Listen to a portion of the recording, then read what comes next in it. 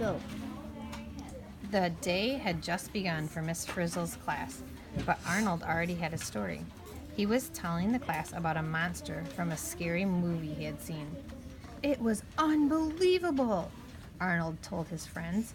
It had 14 eyeballs and giant, nasty tentacles. "Aw, I've never heard of anything like that. He sounds like the last of his kind," Wanda said. "He must be lonely." Arnold knew that Wanda's passion was saving all living beings. He didn't know that included monsters. "Don't feel bad for him, Wanda," Arnold said. "He belches sulfuric acid and shoots flames from his nose." Tim wrinkled his brow. "Sulfa what?" he asked. Dorothy Ann had an answer for everything, and if she didn't know it, she looked it up. "Sulfuric acid," she explained. "It's an acid that's super strong." "In that case," Tim said, "those belches have got to hurt." Ralphie walked over to join his friends. "Belches? Guys, if you have something to say about me," Ralphie said, "say it to my face."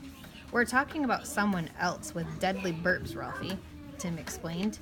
"It's a monster Arnold saw in a movie." "But burps are my thing," joked Ralphie. Arnold continued to describe the monster. "It only comes out at night," he said. "It loves pollution, which helps it grow bigger and bigger until the sky is blotted out by its blottiness."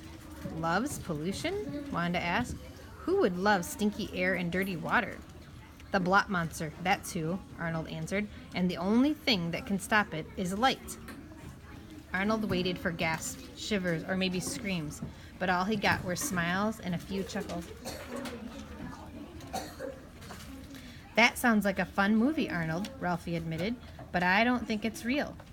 It felt real to Arnold. "From now on, I'm staying inside with the lights on," said Arnold.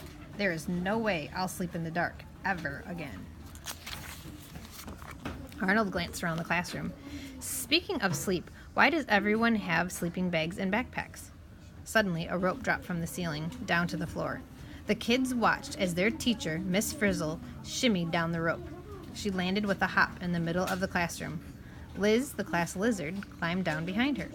"Good morning, campers," Miss Frizzle said. She was wearing a shirt with a tree and mountains, and she had a star-shaped compass around her neck. "Are you ready?" Tim, Wanda, Dorothy Ann, and Ralphie nodded their heads. They were ready. So were Keisha, Carlos, and Joyty. Their magical class trips were always an awesome surprise. Miss Frizzle had taken them everywhere, from an undersea adventure to inside a volcano. And that's exactly what worried Arnold. Ready for what, Miss Frizzle?" Arnold asked. "Adventure! Campfire!" Miss Frizzle replied. "To sleep all night in the really dark wilderness." Arnold froze. "Dark?" he asked. "Maybe we'll see a giant spider," Carlos said, smiling. "Or a huge snake." "Or worse," Arnold mumbled. How could his friends sleep in the dark wilderness? They would become a snack for the blot monster, thought Arnold. Arnold knew he had to do something fast. He waved his hand in the air and shouted, "Miss Frizzle! Miss Frizzle!" "Yes, Arnold?" Miss Frizzle asked. "I can't go," Arnold cried. "I cannot go on this class trip."